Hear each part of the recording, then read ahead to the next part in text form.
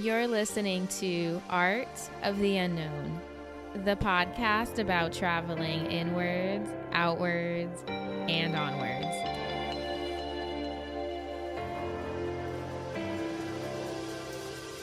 You're listening to episode number 23, and I'm your host, Sarah Cruz. So in this week's episode, I want to return a little bit to the topic of traveling.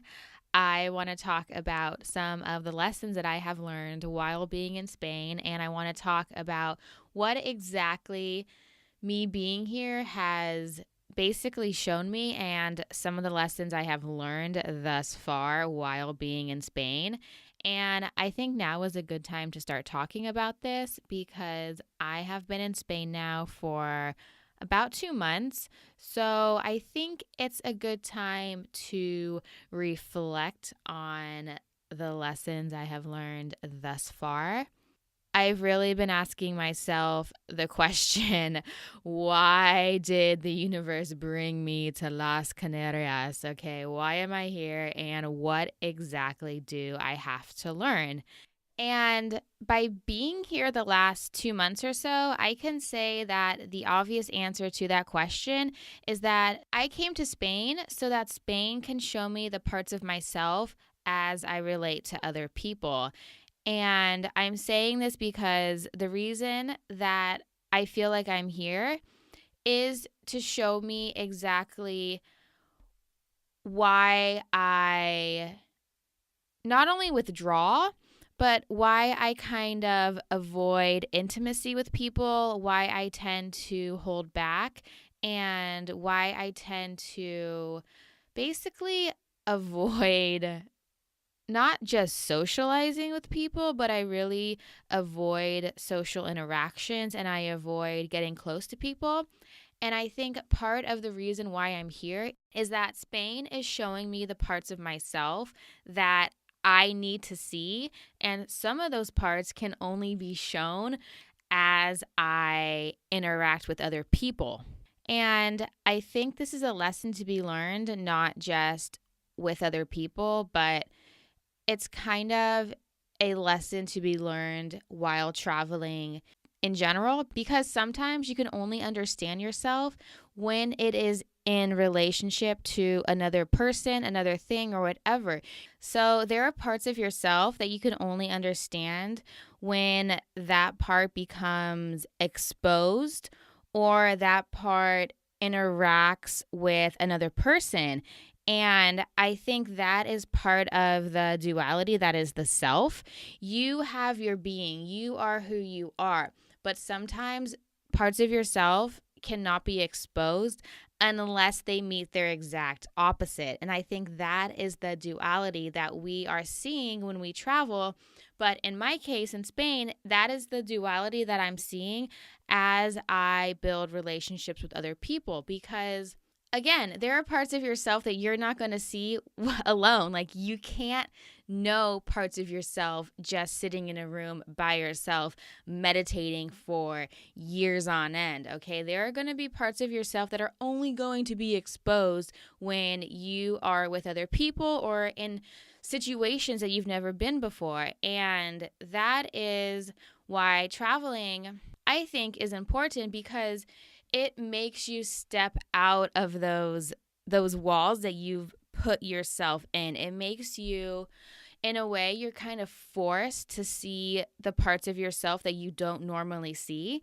And that can be uncomfortable. That's part of the reason why we are forced to grow with other people, but also when we travel, is because we are seeing parts of ourselves that we have never seen before because they have never been inside of that situation before. And that's part of the reason why I think I came to Spain, is so that I can see those parts of myself that I normally don't see.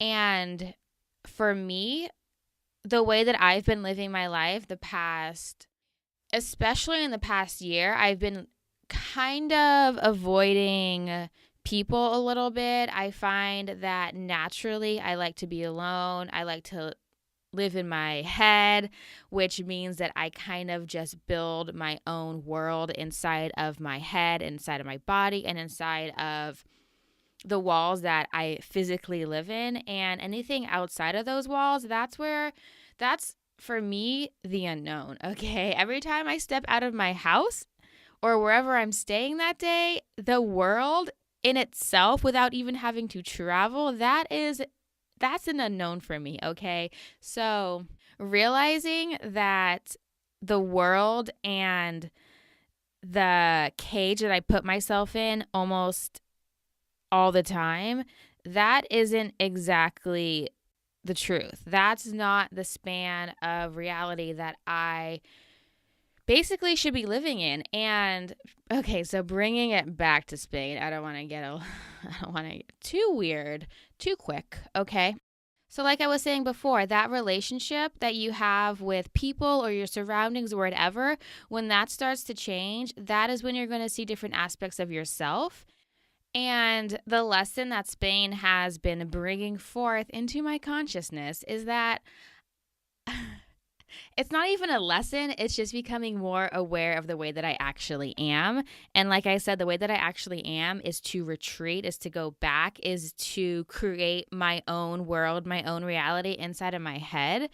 And Spain is showing me that there's, you know what, Sarah, there's a little bit something else out there than the way that you think the world is, okay? The way that you think the world isn't necessarily how it is exactly. And I think for me, Spain is helping me realize that I can't believe everything that I think and that I can't live inside of my own head. So originally, I think if you remember me talking about this before, I want to start off by saying that my initial first impression of being in the Canary Islands and being in Spain is that Spain is a very friendly and social place. People are always gathering, they're always drinking, they're always socializing, it seems as though they live their lives outside of their houses. Like they're always on the street conversing. They're always at restaurants, at the bar. They're always doing something. It seems like Spain is its center revolves around the people. It revolves around the community. And I think that is a large part of the culture. And I think that could be seen in, for example, Carnival. It is literally a month-long party, which of course I didn't I think I didn't really partake, maybe 1 or 2 days, but you can see the contradiction between who I am naturally and the environment that I am currently in. I feel like that is a good example of the resistance that exists naturally, and that's part of the reason why I'm here, is that I need my opposite. I need the thing that I'm not to be able to see the parts of myself that I normally don't see when I'm on my own. So anyways, yes, Spain is a very social place. It's rooted in community, and I can definitely see the need for connection and the need to bring other people in. And I think that's why I get the impression that Spain is just a very overall friendly place, is because it revolves around the people here. And with that being said, it's very ironic that I showed up to Spain because my initial intention for this block of time that I'm in right now was to be alone. I mentioned it before that after leaving Turkey, my original plan was to go to Croatia. And literally the way that I envisioned it is that I'm going to be maybe somewhere on an island surrounded by nature, not really in a log cabin, but in my mind that would have worked too. But the original plan was to be alone with myself, to be alone with my thoughts, to be alone completely. And I think that it's funny that I ended up in Spain, which is a very social place, because I guess even though I was thinking that's what I wanted, it was the universe kind of telling me that this is not what you need. You do not need to be alone. You do not need to be in your head. You do not need to live your life that way right now, because there are lessons that you need to learn that you cannot learn while you are doing that. Okay, that's all fine and dandy. You can go on your little solo excursion anytime, but right here and now you are in Spain and you're going to have to learn these lessons. Okay, and you know what? I get it. I feel it. I feel the vibes. Okay. So ever since I arrived in Spain, I have I want to say I've probably been socializing more in the past 2 months that I've been here than the whole entire year that I lived in Portland. Okay, Portland for me was it felt like a solo adventure, and being in Spain, I can definitely feel and see the contradiction. And I think one of the great lessons that Spain is teaching me right now is that no matter how much I try to resist and no matter how much I try to act like I can do it all myself, I think the lesson here is that I really do need other people. I naturally not just strive to be independent, but I feel like there are times when I think to myself that I do not need anybody. I do not need anyone's help. I can do this on my own and I will do it on my own. And I think that sort of attitude, although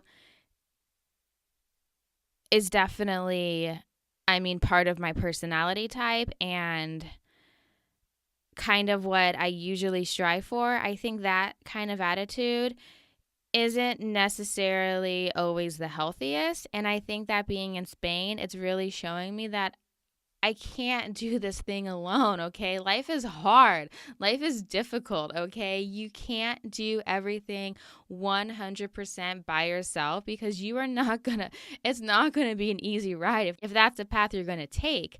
And Spain has definitely been showing me that I need other people and I can't do it alone. And it's definitely true. Since I've been here, like I said, I've been meeting a lot of people. I've been actually going out and socializing. I know, weird, right? I definitely do socialize. I just prefer usually to be alone. I might be sounding a bit dramatic, but one day a week. If I go out one day a week, I am good. That is all I need. The rest of the time, I am happy just being on my own. And Spain here is telling me that, you know what, Sarah, it's okay to let other people in. It is okay to depend on other people. And that is one of the things that I have a really hard time with. I have a hard time depending on other people. And it's not just with people I'm friends with or people I'm dating. I just feel like the human race as a whole, I feel like it's hard for me to depend on anyone, which is why I would rather just solely depend on myself. And I think I'm learning that it's okay? Like, you don't have to act like you are so tough. You don't have to act like you can do this shit on your own, okay? You can rely on other people, and doing so does not make you weak. And I feel like in a way that by not being able to do it completely on my own, my authority, my mind, my everything, I feel like if I have to ask for help, then in some way, shape, or form, I'm not good enough on my own. And that's not true, okay? I mentally know that's not true, but inside how I feel about it, it feels as if I'm letting myself down in a way. And again, that is just not true. And God, I feel like I've been living that way for way too long. I've been living that way and just really pushing people away from me because I figure I'm cool on my own, okay? I don't need anyone. I don't need anything. I got this. I'm good, okay? Bye. And that's honestly not how I want to live my life. I want to be able to depend and trust. Okay, that's a big one too. Trust other people, which is very difficult. Okay, we all know this. So overall, with all of that being said, currently Spain has been acting as my mirror. It has been showing me that personal relationships for me are very difficult, which is why I have been feeling that friction here. But it's also kind of why I've been brought here. And when I say that personal relationships are difficult for me, again, going down this path of personal discovery, since, it's freaking left and right, okay? Damn, it doesn't end. Just doesn't end. So part of the reason that I think that I find relationships with people in general, okay, it could be anybody, just people, okay? The reason that I find relationships difficult is because I have a harder time connecting with people on an emotional level. And for me, emotions are confusing and they don't make any sense, which is why it is difficult to connect with other people because people, okay, are made up of emotions. They're made up of there's a lot, they're very complicated, and a part of that has to do with emotions and intentions and all of that.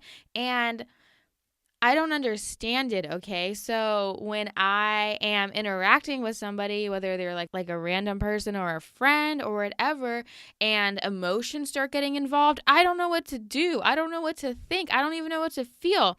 And that is difficult for me, okay? I realize this. I realize that it's hard and it's also exhausting. That is the thing too. I'm definitely an introvert. So when it comes to being around a lot of people all the time, I just feel as though everything is just expelled. Like I don't have any energy. Like at that point, that's when I crave my alone time. That's when I crave to be alone and just not see anyone, not talk to anyone, and just do my own thing. And then when I'm ready to go back into the world, I shall be born again. Okay. But until then, I just need to lay low and be alone. Okay, so back to one of my, I think, original points is that the reason it's so hard to deal with people is because, not because of the emotion thing, well, a little bit because of that. Well, it's because of my personality type, and at least I think, I'm not trying to put myself in a box, but I think, I guess, understanding which box you're in a way can help you get out of that box. And for me, that box is seeing that I am the kind of person that strives to be alone and that dealing with people is difficult for me. And I think part of that reason is because of my personality type, which on the Myers-Briggs side, I am an INTP, which means the way that I gather my information is I have to make sense of the inside world first before I can make sense of the outside world. So when I don't understand what's happening inside of me in relationship to another person, I can't even begin to understand what's happening inside of them, okay? And next, I am a type 5 on the Enneagram Type, which of course, again, means both types are they're basically, it's saying that I live inside of my head and that I am not driven by my thoughts, but I'm definitely, the way that I make sense of the world is through thoughts. So you can't really make sense of another person's emotion through thinking usually. It's kind of something you have to feel, which is, I think, why it's difficult for me to understand them. Okay, anyway, so yeah. So Spain, again, all of these reflections just coming through for me right about now. So it's definitely showing me that aspect of my personality, which is trying to basically just live the world that I make inside of my own head. And it's showing me here that I can't necessarily do that and that there is a world outside of that, which has always obviously been true. But I think the reason now that it is coming forward is because, like last time, I talked about how I feel this lack of self-love for myself and it hasn't resurfaced until recently. Well, recently my anxiety also resurfaced, which I'm almost sure they're probably interlinked somehow. I'm just not exactly sure how yet, but if they're coming up at the same time, I'm guessing they're related.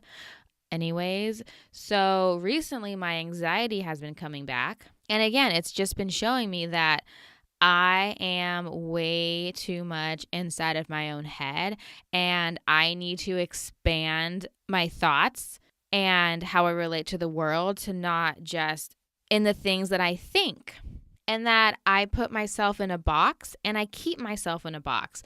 And yes, I am traveling. I am going out and seeing the world. And I've, definitely done this before. But it doesn't, just because you leave doesn't mean that you necessarily can see certain things that you haven't seen before. And right now I'm seeing that my anxiety, I'm producing my own anxiety through my thoughts, which is probably very obvious to some people, but me living inside of my own body, it's almost as though the world is producing the fear and I'm just reacting on it, as opposed to the fear coming internally from me and then my anxiety being that response to that fear. But anyways, yes, it's showing me that the anxiety that I'm feeling is self-generated, and it doesn't have anything to do with the world outside of me, okay? I am the source, I am the cause, I am the whatever of my own anxiety. And if I can kind of take a step back and see my brain and how it works and why it's doing that, then I can maybe hopefully kind of take a step back from the anxiety. Because I'm telling you, I would say the last 2 weeks, my anxiety levels have been at like 80%. So that means I'm 80% anxious pretty much all the time, which does not feel good, okay? It's way more than your mind just going. You can also feel it in your body. Your body cannot relax. Your body is always on edge. And I'm starting to see that those are being created inside of my own head. And again, bringing this all back to Spain is that this purge of anxiety all started when I was in a group of people, and I just got definitely social anxiety. I get a little bit, but ever since then it hasn't stopped. So I definitely think there's a relationship also with how I relate to other people too. So if I'm in a group and that's causing me anxiety, there is something going on within me. There's something going on with the way that I either think about myself or expect things from other people, or maybe I think that they expect something from me and that I can't necessarily give it to them, and that's when I get anxious, and that's when I want to leave and just go back into my little cave. Again, I'm not exactly sure why this is all kind of starting again, and I'm really trying to figure it out. Again, living inside of my own head, okay? Okay, so going back to relationships and what exactly Spain is showing me. So besides the fact that it's showing me that I need people in my life and that I can't do this all alone, okay, I get it. It's also been showing me I want to go a little bit deeper than that and reflect a little bit on the way that I attach to other people. I've talked about this briefly in a past episode. I was really starting to understand my attachment style, and we all have one, okay? There are certain ways that we all attach to other people. That is how we build connection, trust. That is basically how we form connections with anyone outside of ourselves. And being here, Spain is physically showing me that I do have a bit of I definitely have an avoidant attachment style, which makes sense. You can see that if I'm clearly avoiding people, I'm clearly avoiding social contact a lot, and I'm clearly trying to just live life on my own, and I have the attitude that I don't need anybody, that is definitely a symptom of my attachment style, which is to avoid intimacy and to avoid connection. So that is definitely a different rabbit hole in itself, and I want to go into that a lot further in a different episode, but for now I'm just gonna keep to relationships in general, and I want to save me talking about oh God, it's probably going to be a 2-part series about my horrible taste in men, and there's some shit we're going to uncover in there, and that is not for this episode, okay? We're going to save all of that for another day. But what I'm saying is that speaking generally about just attachment in general, okay? Yes, I avoid attachment. Attachment scares me, okay? I guess you would put me under that category of, I don't know what they call people that, I guess if you're afraid to commit, that is me. I'm afraid to commit to people. I'm actually afraid to be in a relationship, okay? I'm afraid of getting close to people. I'm afraid of people leaving and abandoning me. I think that's why I don't want to get close, is because I just automatically assume that they're going to leave. And I automatically assume that if I did anything wrong, if I were to rock the boat in any way, even in the slightest, it would automatically just drive them to leave. And that has to do with definitely my fear of attaching to people, because it doesn't make any sense. Like, if I get close to someone and then they are ultimately just going to leave, then why even bother getting close? It doesn't make any sense to me. And thus far, by being here, it's not like how I'm attaching to people is changing. It's just that I'm being able to see it very clearly. Like, the friends that I have made and the people that I have met, I'm finding that I can definitely see it in myself, because I really like the people that I'm becoming friends with, but I'm also afraid of them just one day being like, okay, I'm done. And I don't know why, but I have that fear. I have that fear of getting close to someone and then doing something that they don't like, and then them just being like, okay, we're done. It's over. Like, we're not friends anymore. And I see myself becoming triggered in the littlest things. Like, if I text someone and they don't text me back, my first response is like, oh, they don't want to be my friend anymore. Like, this is over. I should never text them again, which doesn't make any sense, okay? Like, if you text someone and they don't text you back, like, so what? I don't text people back all the time, okay? If I lived by my own rules and my own standards, that would mean that none of the people that I have ever not texted, that would mean that I don't like them or don't ever want to talk to them again. And that's completely not true. And I'm finding that a part of this kind of detachment that I have towards people in general, I'm seeing that it's coming out a lot here, because everyone here, at least in the little community of, I want maybe like, what would you call them, expats? In that community, people are very nice. They're very friendly. They want to talk to you. They want to get to know you. They want to socialize. They want to do things, okay? And I'm finding that I'm the kind of person that kind of just like sits back and waits for other people to come to me. I don't ever usually actively go after friendships unless like I really like that person. I'm like, okay, like I want to be your friend. And that's just another example of me seeing me for how I am. And I'm not saying that what I'm doing is bad, wrong, or should be changed. I'm just saying that the way that I am is being shown to me very clearly here. And it's due to the fact that I am surrounded by other people, and that I'm almost in a way kind of forced to socialize a little bit, because right now I'm currently at a co-working and co-living space. So yes, obviously you're co-working and co-living with people. You're going to be surrounded by people, which is fine for now. It's been like a month.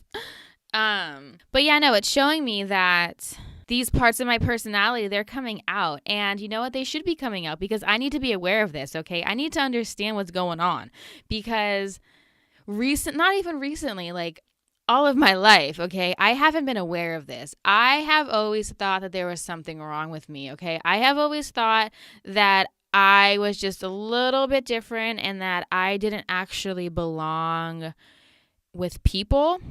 And that's not true, okay? I'm realizing that the way that I show up and the way that I understand the world and the way that I understand myself, that is who I am, okay? I just have different needs. I have different wants.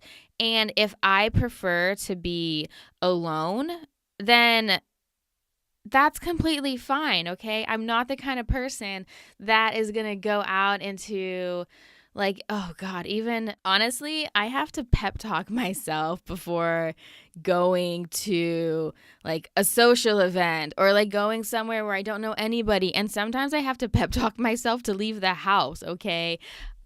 And that's fine. I'm not saying this is bad. I'm just saying that like there's there's parts of myself that I'm just learning to accept that that's the way that I am and that it's not anything bad. Okay, so anyways, yes. So I'm really glad that I came because I needed to see this part of myself. I needed to become aware of who I was, and that wasn't going to happen unless I was thrown into this situation. If I had ended up in Croatia and was alone in my little log cabin for 3 months straight, I would not have realized that maybe, you know what, maybe I have some attachment issues. Maybe I am a little bit too much of a recluse sometimes, and maybe I can sometimes step into that unknown, which is with people. Going towards people is an unknown for most other people, but there's definitely going to be some of us on this earth that is an unknown.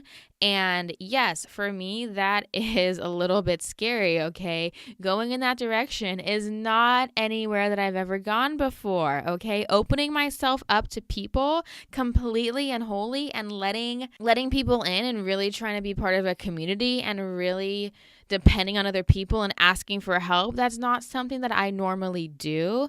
And for me, this is taking effort. This is taking me pushing forward a little bit. But again, it's someplace that I need to go because it's someplace that I have never been, okay? I can't even think of the last time I really tried just to be open with people completely and let people in and try to be part of a community, okay? And it's funny that my current roommate will come home when we're all there and be like, oh, look, the family's together. And for some reason, when he says that, it just kind of bothers me a little bit. And it's nothing about him. It's not what he is saying, okay? It is completely my own issues. And I need that. I need these things to be shown to me completely and wholly, okay? I feel like that is part of the reason why I'm here, is because I need to learn about myself. I need to see myself. I need to be exposed to myself because in a way I haven't been. I have been living inside of my own mind and I've been creating a story inside of my head about the way that I am and who I am. And I'm finding that is not necessarily true. And it's good to feel that friction with other people because it lets you know what's going on inside of you, okay? Like I just said, when he says, oh, the whole family's here, and that bothers me a little bit. Why does that bother you? What is going on? Like, why? Like, why would that? I mean, I guess it would bother me, but why does the fact that people are together and happy and in a home together, like, why does that bother me a little bit? I don't know. I'm just asking. I don't know the answer to that question. I think one day it'll come up. Maybe you know, who's ever listening. You're like, oh, okay, this bitch. There she goes again. I mean, if you know, tell me, because I don't. Anyways. Oh, God. It can go on forever, can't it? We can always dive a little bit deeper. We can always go somewhere else. And I guess that is part of the journey, okay, man? We are here to learn. And if you hold up that mirror and you're ready to go dive deep within yourself, you're going to learn some shit, okay? And I just think that it's good to step into that place that you've never been before, because that is where you're going to start learning things, and that is where you need to go, okay? Because if you have never been there before, guess what? You're going to have to go there eventually, right? We're not leaving any rocks unturned here, people, okay? We're freaking in it. I'm in it deep, okay? There's no turning back now. The only way out is in, okay? And I am headed inward, and woo. It's interesting. It definitely is. It'll be interesting to go back and listen to all these episodes when, I don't know, maybe I'm like in my 60s and I'll look back and be like, oh, bitch, please. You want to learn something about yourself? Oh, girl, let me tell you a thing or two. Damn.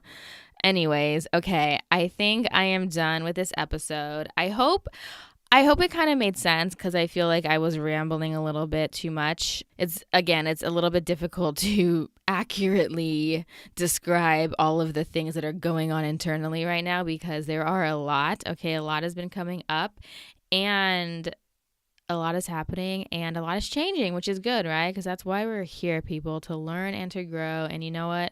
I feel it. And you know, sometimes it hurts. It's been hurting a little bit. Not as much as freaking, oh God, I don't even want to get me started on Bulgaria. That hurt.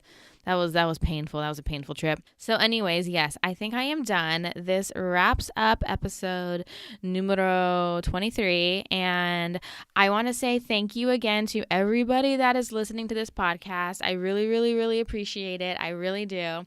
And I want to say thank you to everyone that's left me a review on iTunes. I absolutely appreciate that as well. Thank you, thank you, thank you.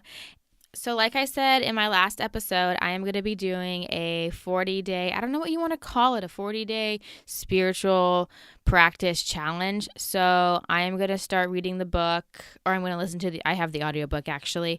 It is May Cause Miracles, and it's basically going to be a 40-day spiritual practice challenge. I think every day is maybe 5 to 10 minutes worth of spiritual practices. And yes, anyone is welcome to join me. If you like, I have a link to the free audiobook through Audible on my website. So you can get the audiobook for free when you sign up for Audible. Again, you can cancel within 30 days, so they don't charge you. And that way you get the book and you can join me if you like. And it's going to be for 40 days. And I've never done anything for that long before.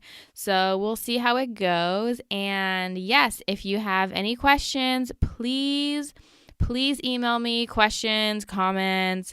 I don't care, whatever. My email address is artoftheunknownpodcast@gmail.com. And if you want to check out my website, I have some episodes transcribed. I'm working on it. Okay, it is definitely a process, but if you want the transcription, you can go there. I have pictures. I also have a small blog. I'm working on it. Okay, I am working on it. But yes, if you want to check out my website, you can go to artoftheunknownpodcast.com. And yes, thank you again for listening, and I am out. Bye.